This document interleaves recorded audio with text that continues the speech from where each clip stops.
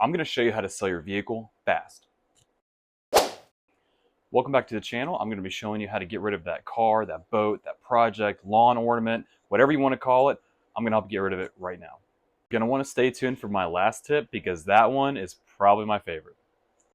First things first, make sure you check with your local government and your state to make sure that you have all the titling requirements, if you have any inspection requirements you need to do, if you need a bill of sale, any of that stuff. Now, if you do need to get all that stuff, go ahead and take care of it. Some of that stuff can take 30 days or longer just to get an answer. Now, when it comes to selling your vehicle, research is key. You're going to want to go and check other sources to find out what your vehicle, boat, whatever it is selling at currently.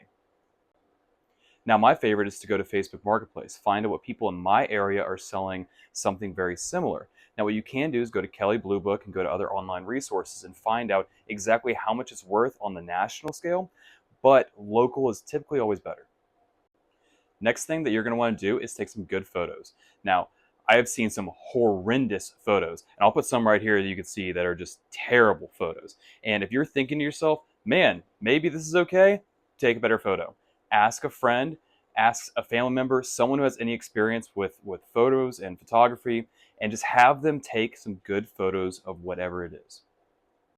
Now, disclaimer, I am not a photographer. I just do something that works, and it's been working out well for me. If you guys want to see a video on how I do that, let me know in the comments. Now, let's talk about your listing. Now, when it comes to price, you're going to want to list it over what you actually want. Let's say that you want $1,000. List it for $1,200. That way, you could be negotiable when someone asks, is this negotiable? Have that 10 to 20% in mind whenever you go and do your listing. Odds are, the people that are asking to buy your stuff, they are going to want to know if it's negotiable. And if they can sit there and say, I negotiated off $200, $300, $400 off this thing, they're going to go brag to their friends and say, I got such a steal out of it, while you still get what you originally wanted. This next one is huge. Please make sure you have all of your banking apps ready. You want to make sure you have the most common ones already set up on your phone, ready to do business.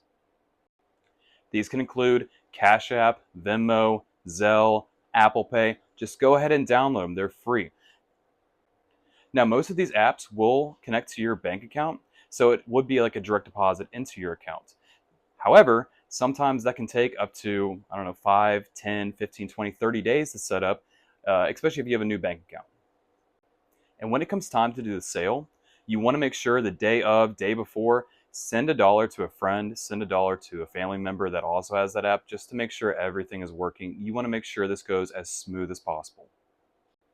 I'm not saying that these banking apps can be a deal breaker, but if you've ever bought or sold something, it's awkward. The whole situation there is awkward. There's an exchange of money. You don't really know what this person is going to do.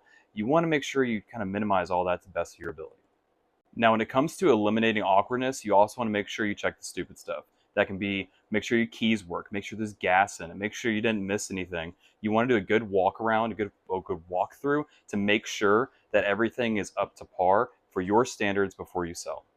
Now, this should be obvious, but make sure you post at the right time. Make sure you're posting whenever you're available, whenever you can take off, an hour or two away from work to make sure you can meet the seller. You got to understand, people's schedules are all over the place.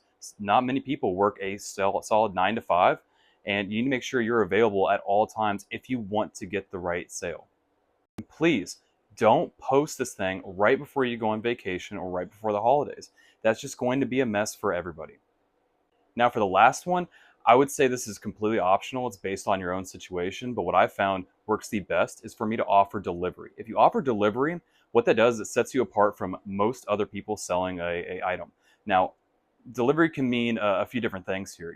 Yes, you could be towing that vehicle there and dropping it off, or just having a buddy ride behind you and drive that thing to its location. It can be that simple. If you offer delivery, your chances of selling it go way, way up. Lastly, make it a priority. Make it a priority to be there, be prompt, be on time. If you set up a meeting location, go ahead and do it. And you know what? Things happen. If you can't be there, let the other person know. Don't just ghost them. That's going to be terrible. People can leave reviews now. They can let other people know how you're doing, how you're selling, what their experience was. You don't want to go to that side of it if you can avoid it. Now, you want to be mindful about whenever you're selling. If you're selling a boat, you want to sell before boating season. If you're selling an ATV, you want to sell it before hunting season. Think about what you're selling, and also when to buy. You don't want to be buying a boat right as the weather hits 80 degrees and all your friends and everybody are out on the boat on the water. You want to be smart about it. Since you clicked this video, I'm sure you're probably not an expert at this, and if you want more tips and tricks, please follow the channel, give me a like, subscribe. I'll be dropping more content here soon. Thank you.